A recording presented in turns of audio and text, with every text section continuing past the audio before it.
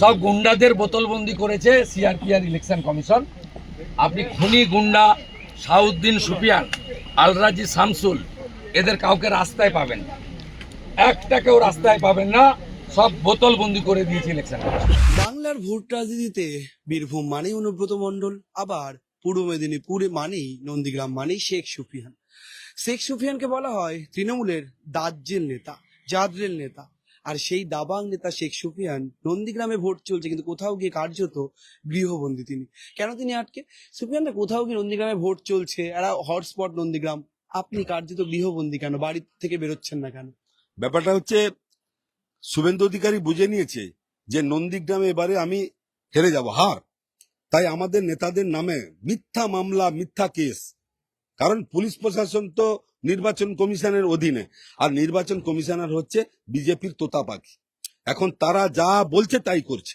আমরা কেস নিয়ে গেলে কেসটা নিচ্ছে না, এন্ট্রি করছে না, আর ওরা কেস করলে আমাদের নামে নন মেরেবল সেকশন কেস দিয়ে দিচ্ছে। তাই কেসের অধীনে আছি না বলে আমাদেরকে বেরোতে নিষেধ করে না, আমরা বেরোই না, আমরা নিজেকে সেফটি রাখছি। শুভেন্দু অধিকারী বলছে যে সুফিয়ান সাউদ্দি সাহেব এবং শামসুল ইসলামকে বোতলবন্দি করেছে। আমি একটা কথা বলি, সুফিয়ান হাজারটা সুফিয়ান তৈরি করে দিয়েছে। 2007 সালে আন্দোলনের মধ্য দিয়ে বাংলা থেকে বামফ্রন্টকে উপরে ফেলে দিয়েছিলাম, সেই ভূমি আন্দোলনের মধ্য দিয়ে। আর সেই ভূমি আন্দোলনের মাখনটা নিয়েছিল শুভেন্দু অধিকারী। বলছে আমি না, ও কখনো আন্দোলন ছিল না। 2003 সালে ওকে আমি হাত ধরে যুব তৃণমূল কংগ্রেসের রাজনীতিটা শিখিয়েছিলাম। তবে গুরু শেষ পেরেকটা আজকেরই মারবে। জনগণের ভোটে তৃণমূল কংগ্রেস জিতবে এবং বিজেপি 30,000 ভোটে হারবে, চ্যালেঞ্জ করছি নন্দীগ্রামে। কোথাও কি বলা হচ্ছে যে হিন্দু মুসলিম ভোট ভাগাভাগি হয়েছে, সব হিন্দুদের ভোট বিজেপিতে পড়বে, আর কি হবে সেটা আমরা কেউ জানি না। কিন্তু সুফিয়ানের যে ভোট মেশিনারি, আপনার জামাইকে ইতিমধ্যেই আটক করে গ্রেপ্তার করা হয়েছে। এই পুরো বিষয়টা, আপনার জামাইকে গ্রেপ্তার করা, এই মুহূর্তে এত চাপে পড়লেন কেন এবারে নির্বাচনে? এতদিন তো এত চাপ ছিল না দাদা।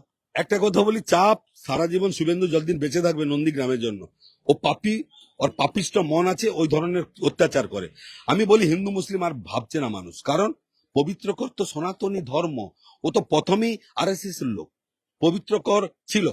ও রামনবমীর পুজো ও আগেই করেছিল। অতএব পবিত্রকর যদি সনাতনী হয়, তার ধর্মের বাণী যদি শান্তি হয়, তাহলে পবিত্রের কোথায় আজকের সনাতনীরা কখনো ধর্মীয় মেরুকরণে ভোট দেবে না। তারা মানব উন্নয়ন দেখে ভোট দেবে।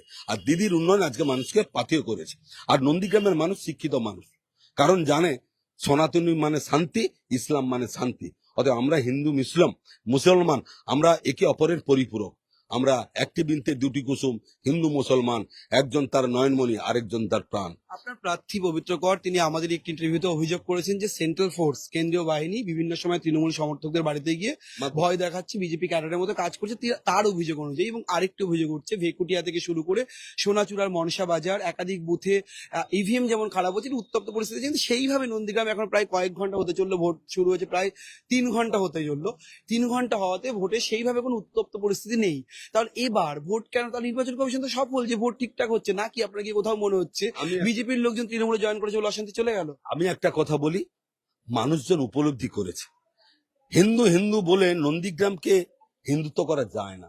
কারণ হিন্দু মানুষরাও মানুষ, মুসলিমরাও মানুষ, জৈনও মানুষ, খ্রিস্টানও মানুষ। স্বাভাবিকভাবে যার যার ধর্ম তার কাছে। অতএব রাজনীতি সবার। আর এই জায়গাতে আপনি বলুন তো, মমতা ব্যানার্জি হিন্দু না মুসলমান? যত মন্ত্রী আছে তার 80% হিন্দু না মুসলমান? হিন্দু। আজকে যারা ভোটে দাঁড়িয়েছে পবিত্রকর হিন্দু, চিফ ইলেকশন এজেন্ট আমাদের সুজিত রায় হিন্দু। অতএব এইসব গল্প নন্দীগ্রামের মানুষ খায় না। এত অশান্তি কম কেন নন্দীগ্রামে এবার? কেন অশান্তি হচ্ছে? মানুষ বুঝে নিয়েছে যে অশান্তি করে ভোট দেবো শুভেন্দুকে, আর শুভেন্দু উন্নয়ন করবে না। অতএব শুভেন্দুর মধ্যে নেই। এখন মানুষ উন্নয়নের পক্ষে, মমতা দিদির উন্নয়ন, লক্ষ্মীর ভান্ডার, স্বাস্থ্যসাথী, সবকিছু উন্নয়নের পক্ষে মানুষ। দাদা, উল্টো অভিযোগ তো শুভেন্দু অধিকারীর দল থেকেও করা হচ্ছে যে সুফিয়ানরা আজকে বোতলবন্দি করা হয়, তাদের ভাষায় বোতলবন্দি হয়েছেন বলেই নন্দীগ্রামে অশান্তি নেই, মারধর নেই, খুনোখুনি নেই, রক্ত নেই, হিংসা নেই। কারণ আপনার মতো লোকজনকে তারা বোতলবন্দি করেছে, কমিশন আপনার কড়া কড়া ডোজ দিয়েছে আপনাদের, কারণ আপনারা ভয়ে কার্যত বেরোতে পারছেন না। এই জন্য এত নন্দীগ্রামে শান্তিপূর্ণ ভোট হচ্ছে। কি বলবেন? আপনারা অশান্তি করতেন? একটা কথা বলি, সুফিয়ানের ডেজিনেশন সম্পর্কে জানার দরকার আছে। সুফিয়ান 1988 সালে পঞ্চায়েত মেম্বার, 1993 পঞ্চায়েতের প্রধান, 1998 পঞ্চায়েত সমিতির সভাপতি, 2006 সালে বিধানসভায় দাঁড়িয়েছিলাম ইলিয়াস মোহাম্মদের কাছে, সামান্য ভোটে হেরে গেছিলাম।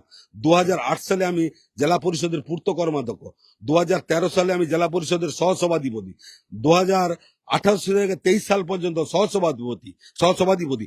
বর্তমানে আমি Halda development authority vice chairman, আমি রাজ্য মাইনরিটি দপ্তরের মেম্বার। আর আমি হব হারমাদ, আমি হব সন্ত্রাসবাদী, আমি হব খুনি? এ হতে পারে? আমি একটা জনপ্রতিনিধি। শুভেন্দু অধিকারীর মেন্টালিটি এই নোংরা বলে এই কথাগুলো বলে।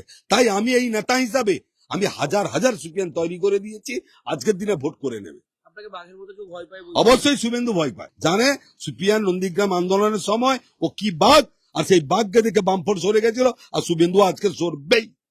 পবিত্র সরকার জিতবেন নিশ্চিত? অবশ্যই 30,000 ভোটে পবিত্র কর জিতবে, এবং আপনার মে মাসের 4 তারিখে ফলস্বরূপ দেখে নেবেন। তিনি বরাবর কার্যত একটা অন্য রকমের দাবাং মনোভাব রাখেন এবং তিনি বলেন তিনি জনপ্রতিনিধি হিসেবে যেমন জনপ্রিয় তেমন তার এই জাহাজ বাড়ি যেখানে আমরা দাঁড়িয়ে রয়েছি সেই বাড়িতে তিনি থাকলেও হাজারটা সুফিয়ান নাকি ভোট করাবে নন্দীগ্রামে, এমনটাই নিশ্চয়তা তিনি দিচ্ছেন আত্মবিশ্বাসী শেখ সুফিয়ান। এখন দেখার তার এই আত্মবিশ্বাসের প্রতিফলন আগামী 4 মে ভোট বাক্সে কিভাবে পড়ে। ক্যামেরায় বতিন কুণ্ডুর সঙ্গে রবেন দাস, সংবাদ প্রতিদিন.in।